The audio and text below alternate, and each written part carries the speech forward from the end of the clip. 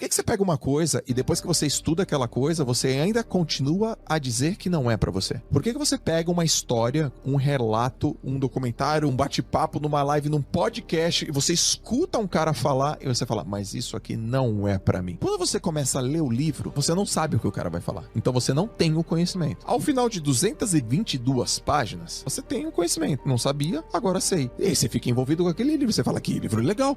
E aí você chega lá e fala, mas e aí? Você já ficou rico? Você tá indo no caminho da riqueza? O cara fala, não, é porque isso não é pra mim. Ou seja, ele pega o conteúdo, ele entende o conteúdo, só que ele diz que não é pra ele. E ao dizer que ele não é pra ele, não tem nada a ver com conhecimento, tem a ver com autoconhecimento. Não é porque te falta conhecimento, é porque te falta autoconhecimento. Por que que você sente sempre medo? Por que quando uma oportunidade aparece pra você, você foge? Como que você toma as suas decisões? Como que você escolhe as coisas? E o nome disso é condicionamento. De onde você veio, quem te criou, quem gerou autoridade sobre você, qual foi teu modelo na escola, qual foi teu modelo religioso, qual foi teu modelo familiar, qual é teu modelo ambiental. É a somatória dessas coisas que fez você agir, pensar e acreditar nas coisas que você acredita. E aí, por mais que venha outras propostas de conhecimento, se você não tem o seu autoconhecimento, vai ser difícil. Então, qual é a saída? É você se conhecer, para você quebrar algumas questões e você deixar o rio fluir. Como é que eu me conheço? Eu tenho que ler um livro? Não precisa. Eu tenho que fazer perguntas para mim? Tem. Você é o que você provavelmente e muito provavelmente apresentou quando você era pirralho. Então, por exemplo, quais coisas você gostava pirralho? Pô, eu gostava de cantar, andar de skate e jogar videogame. Beleza. Quais coisas que te deixavam feliz? Pô, deixar feliz estar com a minha galera na rua, brincando, se divertindo, vendo comédia, comendo pipoca. O que que você se interessava? Cara, me interessava por games, me interessava por jogos, me interessava por, sei lá, jogar Banco Imobiliário e War. Esse é você. E aí, o que que acontece à medida que a gente vai crescendo, a gente vai apagando a gente em prol de um sistema. Não é uma intenção ruim, é uma intenção boa, porque eu quero sobreviver, mas a estratégia não é a melhor de todas. Então, quando você sabe quem é você, inevitavelmente, Arthur, você tem que voltar pra sua essência, velho. A tua essência, a tua origem, quem você é, as coisas que você gostava e que até mais ou menos os 15 anos, cara, ela se apresentou pra você. Eu acredito que eu sou hoje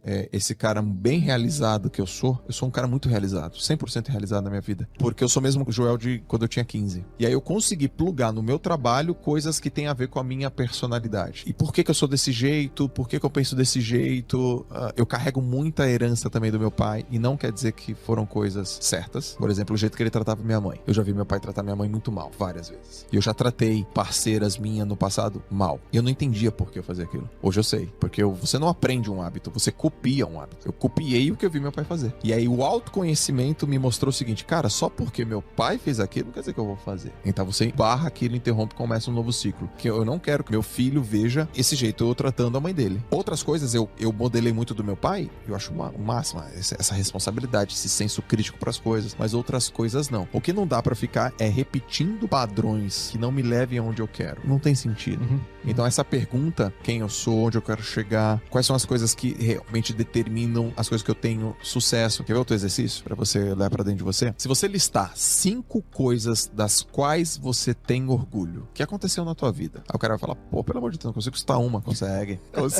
Cita aí. Ou escreva. Aí o cara escreve. Aí você fala, quais são os padrões que tem em comum aqui? O cara vai achar um padrão, cara. Ele fala, putz, todas as vezes eu fui determinado. Todas essas vezes aqui eu fui um cara que procurei ajudar as pessoas. Todas essas vezes aqui eu fui uma pessoa que, ao invés de eu ficar focado no problema, eu fui pra solução. Vai falar, então, esse é você. E aí, ali tá os pontos fortes dele, cara. Essa é a tua essência. Porque muito provavelmente isso vai acontecer, vai ter demonstrado com ele alguma coisa quando ele era pirralho, cara, pequeno, moleque. Volta a isso. Ah, cara, puta, isso já aconteceu quando eu tinha uns 14. Volta um pouco antes. Puta, é verdade, com 11 aconteceu a mesma coisa, porque é ele sendo ele, é ele sendo livre, é ele colocando pra fora, é ele botando a essência dele, a essência dele, solto, leve, brincalhão, livre.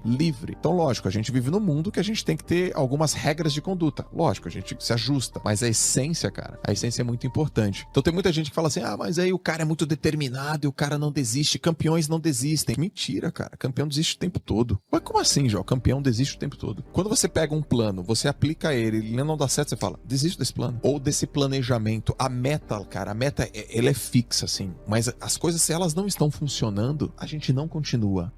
tem um problema na motivação, velho. Porque as pessoas, você tem que estar motivado. E aí você depende de um estado emocional pra agir. Motivação é bom? Lógico que é. Motivação é importante? Lógico que é. Motivação é uma coisa que você tem todos os dias? Lógico que não. Quem é que gosta de acordar 4 da manhã pra treinar motivado? Ninguém, cara. Você dormiu 2 horas e fala, mas mesmo assim eu tô motivado. Isso não dura muito tempo porque é biologicamente improvável. Mas tem uma coisa que está na frente da motivação. É a força de vontade. E força de vontade não depende da motivação. Força de vontade é simplesmente uma atribuição que você tem na sua cabeça de uma coisa que você diz que você ia fazer e você faz. Se a motivação vier, cara, que fantástico. Uma pessoa motivada vale por 2. Mas e quando ele não tá motivado, ele não faz? E tem muitas pessoas que esperam estar motivadas pra começar a agir. E não é assim. Você age que a motivação vem. Você começa que a motivação chega. Você age que o sentido aparece. Você começa a caminhar que faz aquela explosão na sua cabeça. Então, motivação é muito bem-vinda, mas se ela não vier, não tem problema, que a gente precisa de força de vontade. E a força de vontade, ela acaba. É como se fosse um tanque de combustível. Então, no começo do teu dia, como é que tá a tua força de vontade? Alta. No final do teu dia, como é que tá a tua força de vontade? Baixa. Então, galera, quer deixar boas decisões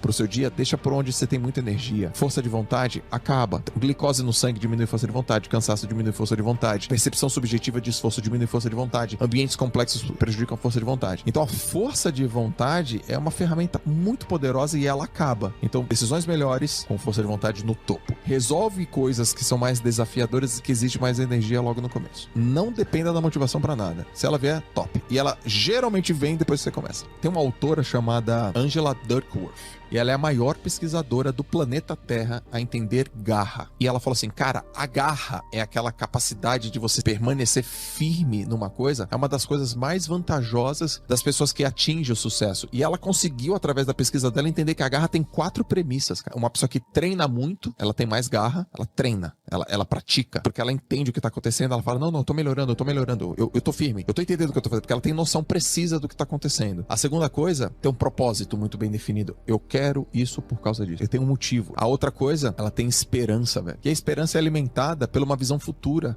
A esperança é alimentada pela fé, cara. E eu não tô falando fé religiosa, não. A fé é o único antídoto para o fracasso. É muita porrada isso. Você fala, cara, eu acredito que eu vou conseguir. Eu vou aprender isso. Vou conseguir suportar isso. Você tem fé, cara. Fé. E aí uma pessoa com fé, ela tem mais garra. A fé, em algumas vertentes, também pode ser chamada de autossugestão. É quando você conversa com você. Quanto mais você manda comandos para sua mente, a melhor maneira de você acessar a sua mente subconsciente é quando você manda comando para você mesmo. É quando você repete coisas para tua mente que fortalece a tua fé. Vou te dar um exemplo. O Einstein tem uma frase que a primeira vez que eu li eu falei, puta, que frase animal. Ele falava assim, né? A imaginação é um ensaio da ação. Então você fala, cara, eu detenho conhecimento, eu detenho capacidade, eu detenho habilidade. E eu vou conseguir isso, cara. Porque eu penso nisso todos os dias. O cara vai dormir e fala, eu penso nisso todos os dias. Isso faz sentido pra mim. Eu aprendi mais um pouco hoje. Amanhã eu vou acordar e eu vou estar com energia. E eu vou aprender mais um pouco amanhã. Eu acredito, eu tô fazendo a minha parte. Você fica reforçando, você fica dando autossugestão. O que acontece? Isso vira padrão do subconsciente. E quando vira padrão do teu subconsciente, quando a consciência vai embora, quando a razão vai embora por algum evento que acontece, o teu subconsciente emerge. E quando o teu subconsciente emerge, vem o padrão que tá dito ali. Se eu pudesse dar uma dica assim, cara, como é que eu começo a ter mais foco? Como é que eu começo a ter mais performance? Me dá o primeiro passo, cara. Um só. Eu falo, cara, começa eliminando o que te fragiliza. Como assim? Por exemplo, opinião dos outros. Por exemplo, dormir tarde. Dívida. Não se posiciona na frente de uma pessoa. A tua cama tá bagunçada. Qualquer coisa que você percebe que te fragiliza, tira ela da tua vida. Tira, radicalmente. Vai acontecer uma coisa, você vai ficar mais leve. E ao ficar mais leve, você tem mais mobilidade. E ao ter mais mobilidade, você tem mais fluidez. Sabe uma coisa que me fragilizava? Eu queria dizer não, não conseguia dizer não. Eu não conseguia dizer não, cara. Jogar, vamos ali, vamos. Aceita isso, aceito. Caraca, eu não conseguia dizer não, porque eu tinha uma coisa que era a opinião dos outros. O que o cara vai achar? O que é mais importante agora? O que é mais importante agora? Você tem que aprender a dizer não. Tudo é não, exceto o sim óbvio. O sim é óbvio, Arthur. O sim é muito óbvio. Não sei. Ao invés de falar não sei, diga não. Ao invés de falar vou pensar, fala não. Porque você já pensou, velho. Aí o cara, tá bom, eu vou pensar. Não, fala não. Se fosse sim, teria dito sim. Ele é óbvio, velho. O sim é óbvio. O sim é muito óbvio. O Steve Jobs tem essa frase, né? Foco é saber dizer não. As pessoas me confundem com prepotente. Eu não sou prepotente, eu sou contundente. Eu peguei aquilo pra mim. Quando eu falo não, Eu não tô sendo prepotente. Eu tô sendo contundente. Isso é uma contundência. É uma certeza tão grande, é uma propriedade tão absoluta do que eu preciso fazer que eu te digo não. E não é nada contra você. Não é nada contra você. É a favor de mim. E isso faz você ficar no estado presente e observar aquilo que é verdadeiro, aquilo que é real. Passado não é residência. Não tem que morar no passado. Mas passado serve de lição pra muitas coisas. A minha sugestão é que a gente fique 70% do nosso tempo, cara, vivendo o presente. E que a gente olhe pro passado uns 10% do tempo. E a gente olhe pro futuro uns 20% do tempo. É que tem gente que fica 70% do tempo, por exemplo, no passado. Ou 70% do tempo no futuro. E 10% do tempo no presente. Não, cara, fica uns 70% aqui. Olha pro passado uns só uns 10% pra pegar um aprendizado. Projeta pro futuro. Você vai ter uma vida melhor. Mindfulness é a capacidade de você prestar atenção no agora. E como é que você faz isso? Um exercício muito simples é respirar. Então, por exemplo, você fecha os olhos, respira e você fala, eu vou prestar atenção no som da minha respiração. Aí o cara fala, porra, essa, João, som da respiração. Eu tô pensando um monte de coisa. Pois é, esse aqui, porra, essa, o som da minha respiração, volta, só a respiração. Você traz pro centro. O exercício do Mindfulness não é se concentrar. Esse trazer de volta é o que fortalece. Eu treinava 7 horas da manhã, eu acordava às 5. E aí eu tinha um relógio de ponteiro, eu dormia com meu irmão no quarto, então eu acordava e não acendia a luz. E aí eu ficava olhando pro relógio, eu falei, só presta atenção no tique. Primeiro dia, 4 segundos. Depois, 6 segundos. Até um dia que eu fiquei 45 minutos só no tique.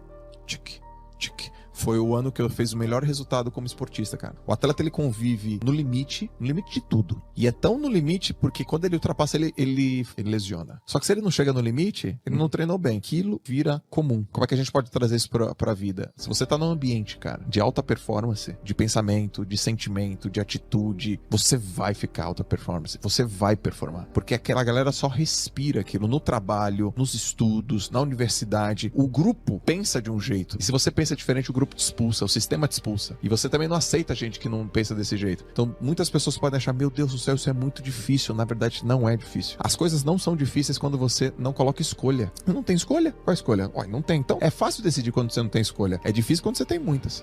Esse desejo precisa ser transformado em objetivo. Precisa. Minha cabeça já pensa assim, por que então tu não faz isso? Pronto, ele já virou objetivo, entendeu? Eu falo, tá, então o que eu preciso? E minha cabeça já...